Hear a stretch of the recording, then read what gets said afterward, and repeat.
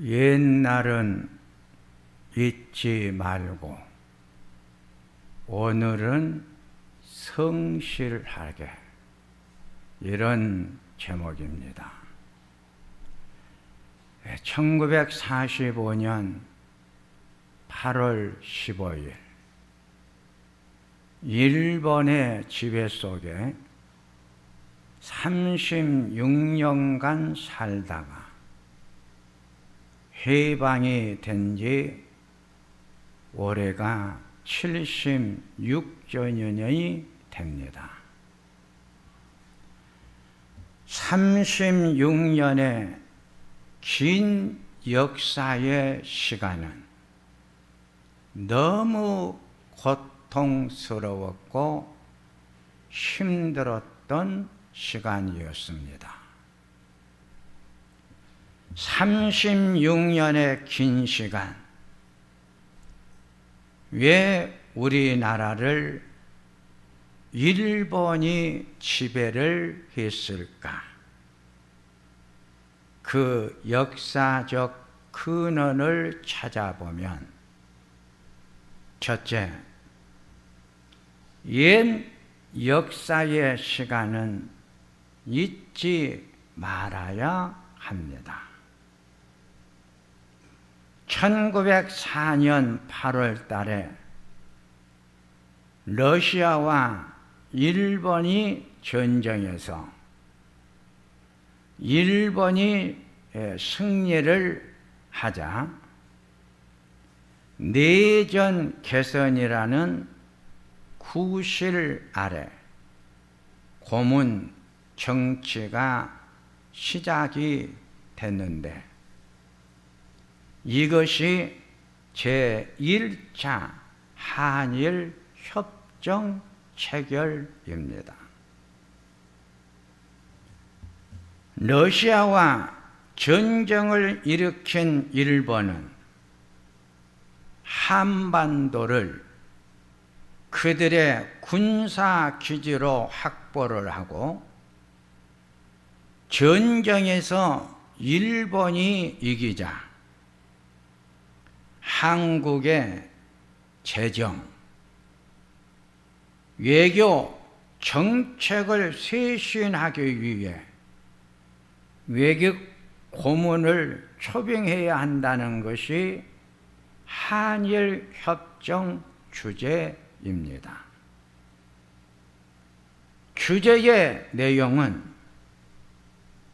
한국 정부는 일본 정부가 추천하는 일본인 한 명을 초빙하여 그분의 지도를 절대적으로 받을 것,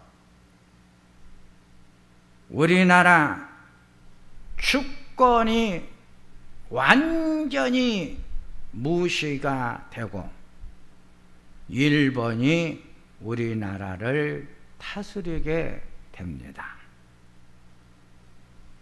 1904년 2차 한일 협정이 체결이 되는데, 경찰 치안권을 일본 헌병대가 장악을 했고, 11월에 을사조약이 체결이 되어 모든 외교권을 빼앗기게 됩니다. 20세기에 들어오면서 조선과 국경을 접하고 있는 중국과 러시아는 좁은 바다를 접하고 있는 일본은 조선을 놓고 삼파전이 계속되었습니다. 러시아와 중국은 일본을 막을 완충지대로 조선을 사용을 했고, 일본은 북진 정책을 위해 중국 침략 고도부로 조선을 자기 나라로 반드시 만들려고 했습니다. 청일 전쟁에서 승리한 일본은 중국의 요동 반도를 차지를 하고, 러일 전쟁에서 일본이 또 승리를 하여 사할린을 점령을 하게 됩니다. 1910년 우리나라가 일본에 합병이 되자 우리나라를 완전히 다스릴 수 있는 두 번째 총독으로 데라우치가 부임을 하는데, 1909년 데라우치가 우리나라에 총독으로 부임하기 1년 전에 백만인 구령운동이 있었습니다. 이 백만인 구령운동은 잃어버린 나라를 다시 찾자고, 잃어버린 나라를 다시 회복시켜 달라고 100만 명 기독교인들이 모여서 기도회가 시작이 되었습니다. 데라우치는 부임하여 보니까 교회야말로 한국에서 가장 강력한 일본 저항 세력으로 보고, 교회를 와해시키지 아니하고는 효율적인 조선 통치가 어렵다고 판단이 되자 기독교 세력이 가장 강한 지역이 황해도와 평안도였습니다. 이 지역은 일찍이 기독교를 받아들여 성도들의 수가 가장 많았고, 교회가 세워졌고 학교가 세워졌습니다. 이때 해에서 교육총회라는 단체가 만들어졌는데, 이 단체가 하는 일은 한 면에 한 학교를 세워 국민을 계몽을 하자. 이 계획을 일본인들이 알고 그 지역 기독교 인사들 105명을 잡아 죽이게 됩니다. 이것이 기독교 말살 정책 1호인 105인 사건입니다. 기독교 지도자들을 핍박이 시작이 되었고, 성도들이 고문으로 얼마나 죽었는지 모릅니다. 여기서 중요한 역사적인 교훈은 일본의 기독교 전멸 정책 속에서 오는 말할 수 없는 핍박과 고문 앞에 우리 믿음의 선조들은 절대로 신앙을 버리지 않았습니다. 갖은 고문, 핍박 속에서 일본인들 앞에 신앙을 마지막까지 지켰습니다. 그리고 순교했습니다.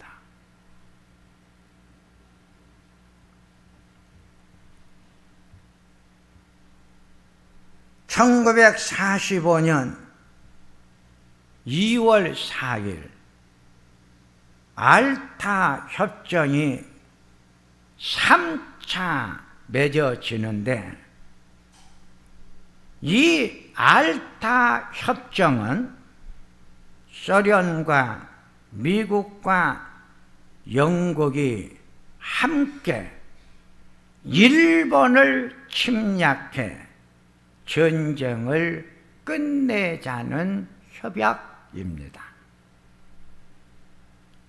그런데 8월 6일 미국이 히로시마에 원자탄을 투하하여 일본의 기세를 완전히 꺾어 놓자, 이 기회를 놓치지 않고 소련은 흑록강을 건너 만주를 침공을 합니다.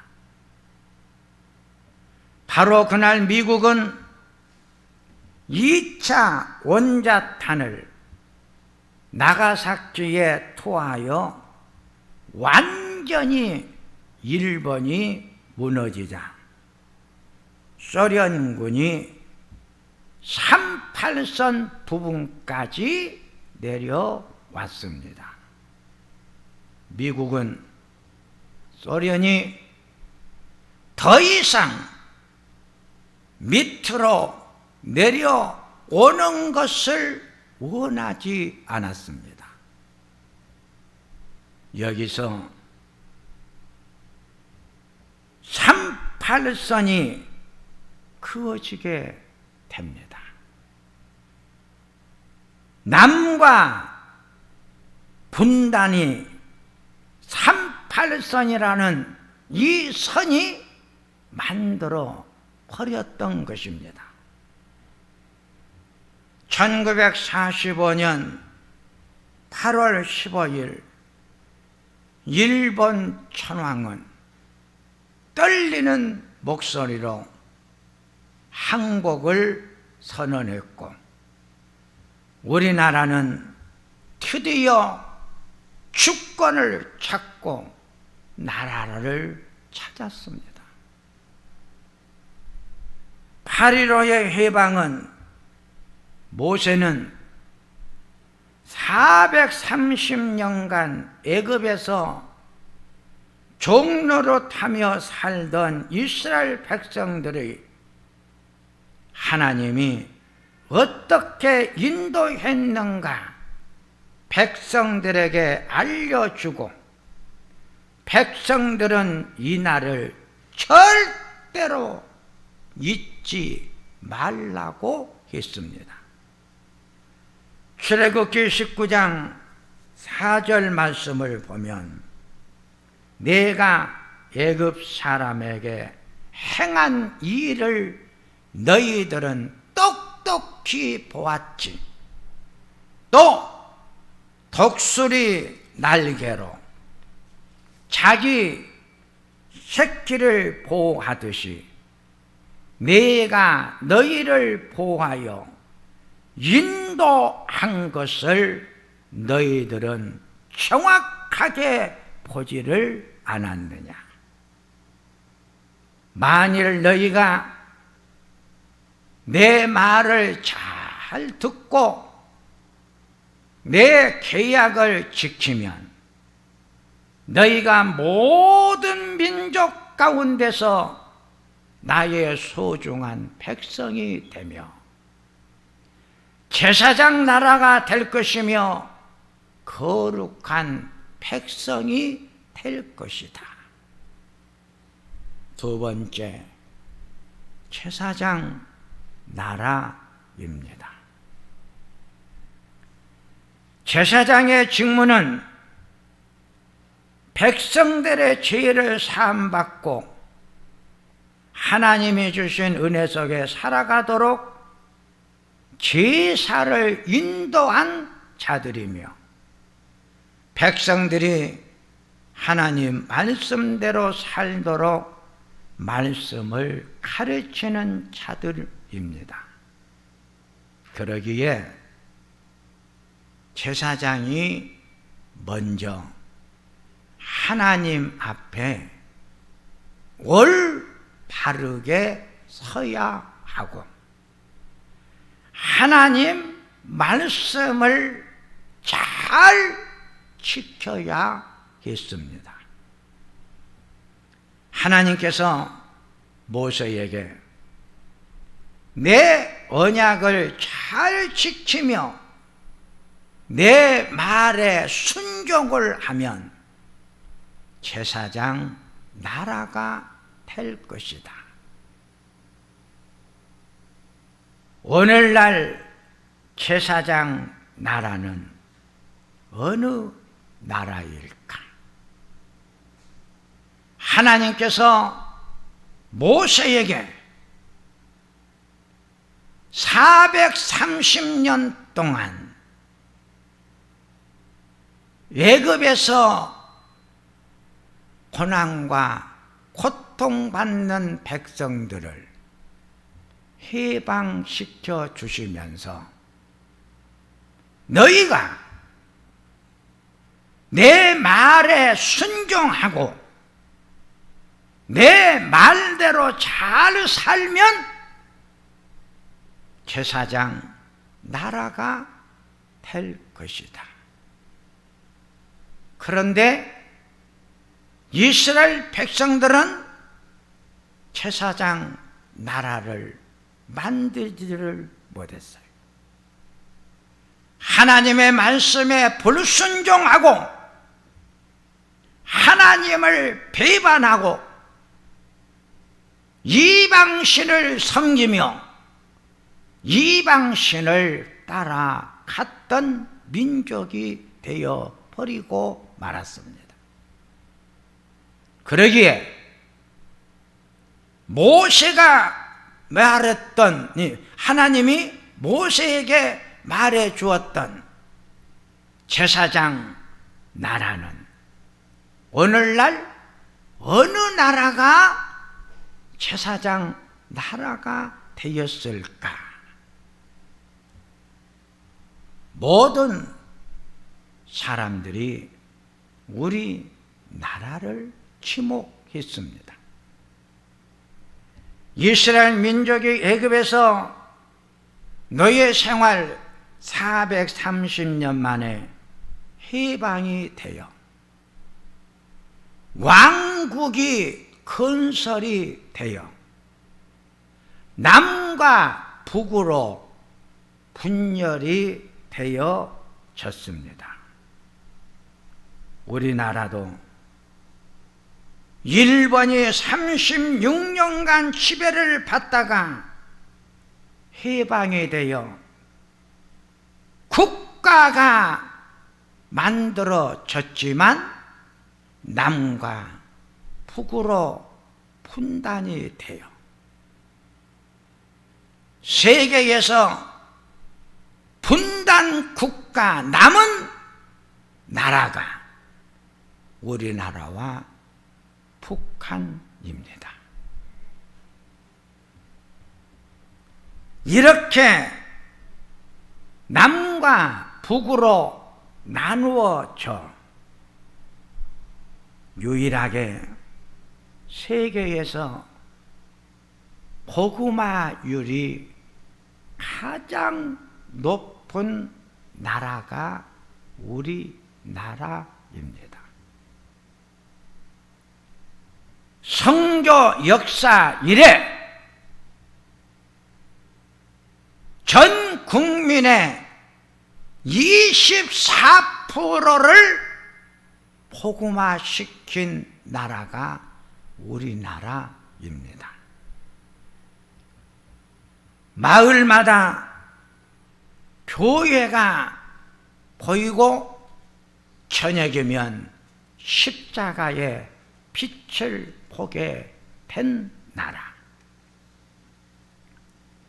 선교사를 세계에서 제일 많이 파송한 나라가 되어 제사장 나라는 한국이라고 말을 합니다.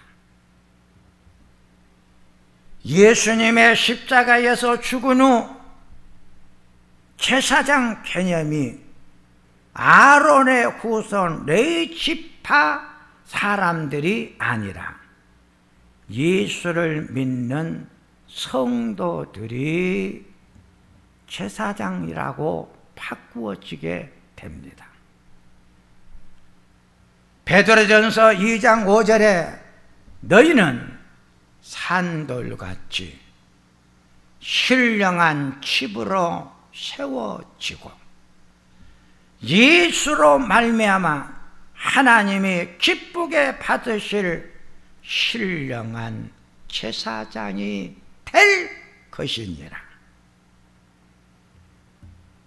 우리가 직접 하나님께 나아가 죄를 이제 고백하고 예배 드리는 자가 되었다는 것입니다. 이것이 개혁교회의 중요한 교리 중 하나인 만인 제사장설입니다. 만인 제사장설은 구약의 시대에는 내 죄를 사함받기 위해서는 하나님 앞에 제사장이 제사를 드려줘야 되는데 제사가 드려지려면 제물이 반드시 있어야 하고 그 제물은 죽어야 제사가 성립이 됩니다. 왜 제물이 죽었느냐? 내 죄값으로 제물이 죽어 내 죄가 속량 사함을 받았습니다. 예수님이 십자가 위에서 화목의 제물로 죽으심으로 말미암아 이제는 예수님을 통하여 내 죄를 내가 바로 고백하고 회개할 수 있었고 내가 직접 하나님을 만날 수 있었고 하나님을 경배할 수 있게 되었습니다. 이것이 예수님의 십자가의 화목의 제물이 준 은혜입니다. 베드로전서 2장 9절에 너희는 왕같은 제사장들이요 거룩한 나라요 백성들이다. 예수를 믿는 우리 신창교회 성도들은 거룩한 왕같은 제사장이 되었고 거룩한 백성이 되었습니다. 이것이 우리 신창교회 성도들이 받은 축복입니다. 세 번째, 오늘을 성실하게 에베소서 5장 15절에서 18절에 어떻게 살 것인가를 늘 생각하십시오. 지혜로운 사람이 되어 세월을 아끼십시오. 세월을 아낀다. 아낀다의 원어의 뜻은 값을 지불하고 사는 것을 말합니다. 세월을 아낀다는 말은 세월을 아끼면서 산다는 말은 세상을 생각 없이 사는 것이 아니라 의미 있게, 가치 있게 사는 것을 말합니다. 지금 사는 매 시간을 똑바로 인식하면서 살아라. 지금 우리가 살아가고 있는 이 시간은 하나님이 주신 축복의 시간이기에 내일 하려고 말고 오늘 하라. 오늘은 의미 있게 가치 있게 사는 자는 경건한 삶을 사는 자들입니다. 디모데전서 4장 7절에 경건에 이르도록 내 자신을 연단하십시오. 경건에 이르는 연습은 스스로 나를 지키는 것이며 나에게 오는 수많은 유혹을 끊는 것을 말합니다. 어리석은 자, 지혜롭지 못한 자는 생각이나 행동을 적절하게 절제하지 못한 자입니다. 지혜로운 자, 하나님 앞에서 사는 자는 절제함을 압니다. 절제할 줄 안다는 것은 나의 삶을 조절할 줄 아는 능력이 있다는 것입니다. 그러기에 오늘을 성실하게 사는 그리스도인은 절제가 필수적입니다. 절제한 만큼 내가 성숙해져 가기 때문입니다.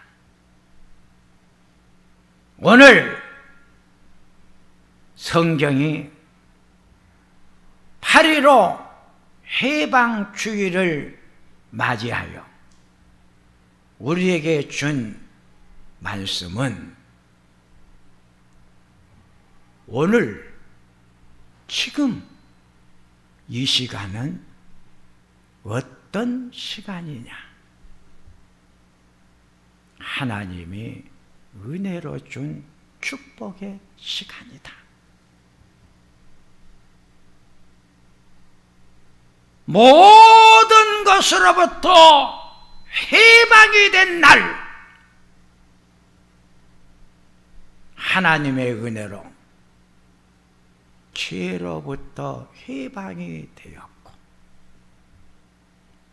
모든 유혹으로부터 해방이 되었고 내가 이렇게 건강하게 살아갈 수 있도록 질병으로부터 해방이 된 날, 바로 오늘은 그날이다.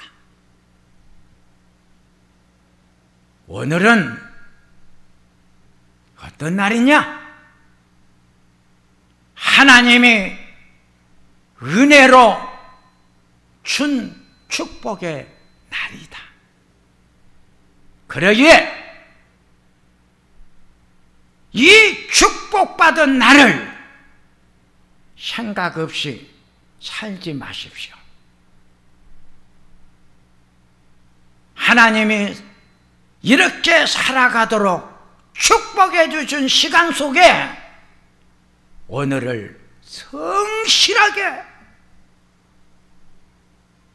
의미 있게 가치 있게 오늘 일을 하십시오. 내일로 미루지를 마십시오. 이제 말씀을 정리합니다. 애굽에서 고통받는 신음의 소리를 하나님이 듣고 독수리가 날개를 펴서 새끼를 데려오듯 하나님이 이스라엘 백성들을 해방시켜 주셨습니다. 36년이라는 긴 세월 우리 성도들의 눈에는 눈물이 마르지 않았고 통곡의 소리가 한의 노래가 되었습니다. 성도들은 교회 마룻바닥에 무릎을 꿇고 독립을 위해 기도했습니다. 하나님의 기도의 소리를 듣고 연합군과 미국의 도움으로 우리나라는 해방이 되어 지금 잘 살고 있습니다. 옛날을 잊지 말고 오늘을 성실하게 삽시다. 오늘을 성실하게 사는 것은 우리 믿음의 선배들의 불굴의 신앙을 이어받아 내 믿음을 잘 지키는 것입니다. 이것이 오늘을 성실하게 사는 것입니다. 하나님 아버지, 76년 전 해방이 되었습니다. 우리는 해방이 된 날 얼마나 감사했고 감사했는지 모릅니다. 역사를 알게 하소서. 역사를 잊어버리지 않게 하소서. 오늘 이 시간 내가 살아가는 내 삶의 모습을 똑바로 보게 하여 주시옵소서. 하나님의 은혜, 하나님의 축복으로 우리나라는 강대국이 되었고 경제 제국이 되었습니다. 이제는 일본을 앞질렀습니다. 일본을 절대로 우리는 무서워하지 않습니다. 이런 나라로 만들어주신 하나님 감사합니다. 이 은혜 잊지 않게 하여 주시옵소서. 이 은혜 감사하며 살아가는 우리가 되게 하소서. 예수님의 이름으로 기도하옵나이다.